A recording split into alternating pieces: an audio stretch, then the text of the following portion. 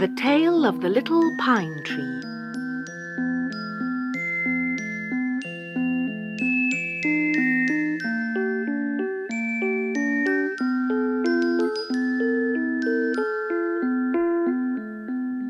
It was the week before Christmas, and the forest of pine trees was covered in a crisp white blanket of snow.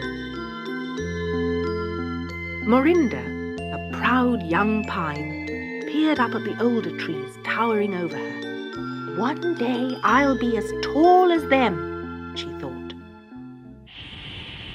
Suddenly the silence was shattered by a high-pitched buzzing and an agonizing creak. A voice boomed, "Timber!" A pine tree crashed down in the snow. "Oh no," said Morinda. "It's those terrible lumberjacks with their chainsaws." All day the awful din filled the forest. "I'm too young to be chopped up," muttered Morinda, watching the big trees fall. But the young trees were being chopped down too, and poor Morinda felt the chainsaw tearing into her trunk. The noise was deafening. Her branches shuddered and shook, and in a second she was tumbling down in the snow.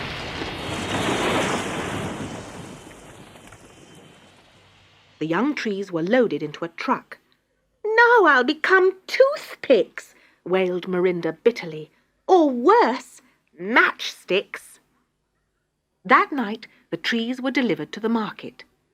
jingle bells," sang Morinda. "We're to be Christmas trees."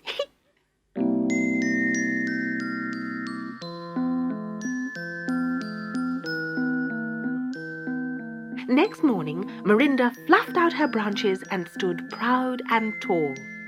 She was the most beautiful tree there.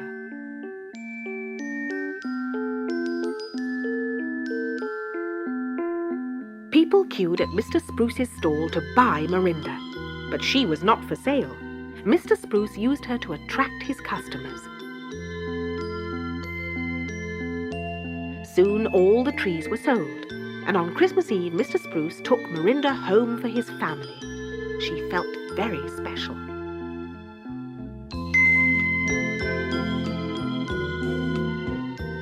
The Spruce children were very excited to see Morinda and decorated her with baubles and tinsel.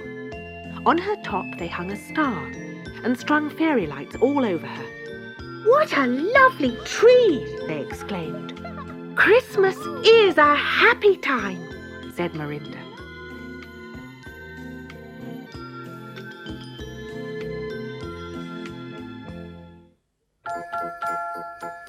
The Spruce's friends came to sing carols. "Let's sing in front of our beautiful tree," said Mrs. Spruce. Morinda felt proud. That night, when everyone was asleep, Santa Claus crept down the chimney. "Ho, ho, ho! Best tree I've seen in years!"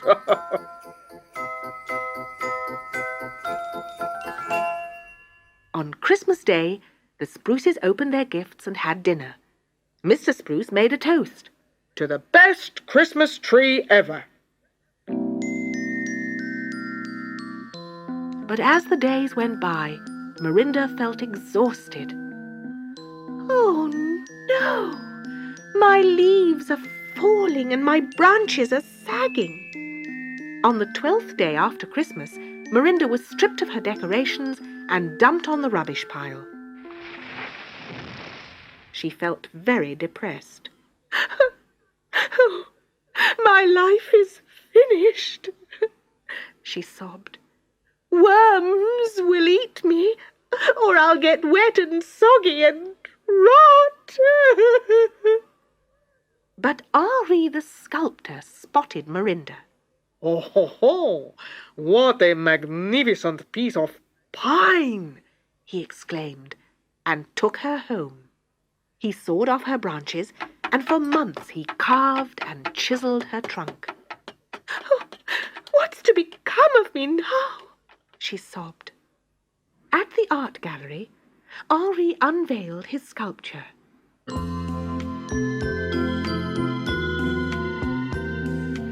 cries of Oh, magnificent!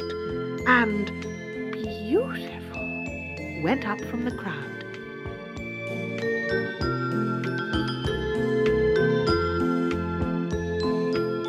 Mirinda glowed with pride. I've become a famous work of art. Now I'll never be thrown away again.